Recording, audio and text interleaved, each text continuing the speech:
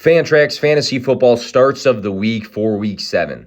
Jordan Love faces the Denver Broncos, who allow the third most fantasy points per game to quarterbacks and the third most passing yards per game this season. It was a down Week 5 for Jordan Love right before their bye, but he opened up the season throwing 3 touchdowns in back-to-back games. He's also had QB finishes of QB3, QB6, and QB12 this season. Here's his bounce-back game. Josh Jacobs faces my Chicago Bears, who allow the 4th most fantasy points per game to running backs this season. This game is going to feature 2 backup quarterbacks facing each other, which to me means Jacobs is going to continue to be highly utilized. He's had back-to-back games of 25-plus touches, playing 81% plus of the snaps. Weeks 4 and 5, Josh Jacobs scored touchdowns in both games and had over 19 fantasy points in both. His season high in rushing yards came last week with 77 rushing yards. I think this week he ups that total and goes over 100. Ramondre Stevenson faces the Buffalo Bills, who allow the 12th most fantasy points per game to running backs and the 8th most rushing yards per game this season.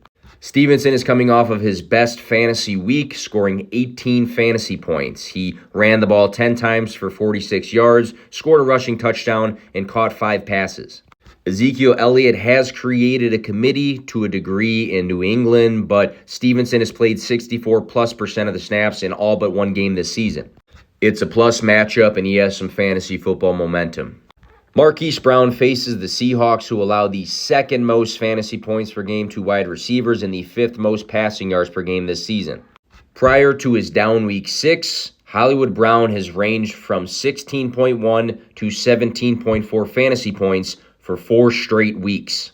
Hollywood has been targeted 10-plus times for 3 straight games and 4 times this season. The connection with Joshua Dobbs is very evident with the target volume on a weekly basis. 3 receiving touchdowns this season as well. It's a great matchup. He is being hyper-targeted. He's having a good fantasy season. Plug him into your lineups. Amari Cooper faces the Colts, who allow the 14th most fantasy points per game to wide receivers this season. I think it's looking like Deshaun Watson is going to play in this one, but just last week, Amari Cooper balled out with his backup quarterback in P.J. Walker. 4 catches for 108 receiving yards on 8 targets for 14.8 points last week. Back weeks 2 and 3, Amari Cooper scored 16 and 24.6 fantasy points in those matchups. He's earned 8-plus targets 3 times. He's finished with 90-plus receiving yards 3 times as well this season. Wan'Dale Robinson faces the Commanders, who allow the 3rd most fantasy points per game to wide receivers and the 6th most passing yards per game this season. After missing the first 2 weeks, Wan'Dale Robinson has earned 5, 6, 6, and 8 targets, which shows consistency in his volume and his role in this offense. Week 6 was Robinson's best fantasy week. He caught all 8 targets for 62 receiving yards and 14.2 fantasy points. So a consistency in his role, a good Week 6, and a plus matchup makes Wan'Dale Robinson a good play. Puka Nacua faces the Steelers, who allow the 4th most fantasy points per game to wide receivers and also the 4th most passing yards per game this season. The first thought when you hear those numbers is Cooper Kupp, but I want to plug Puka Nacua because a lot of people are concerned with Cooper Kupp back that he is going to trend down, especially after having a bad Week 6. Puka did earn 11 targets the first game Cooper Kupp was back and still ranks number 2 in targets for the season. Scoring 20-plus fantasy points 4 times this year is not just a fluke. So don't let a down week prevent you from putting him into your lineups. There's plenty of volume to go around with the Rams. Matthew Stafford currently ranks 3rd in passing attempts this season.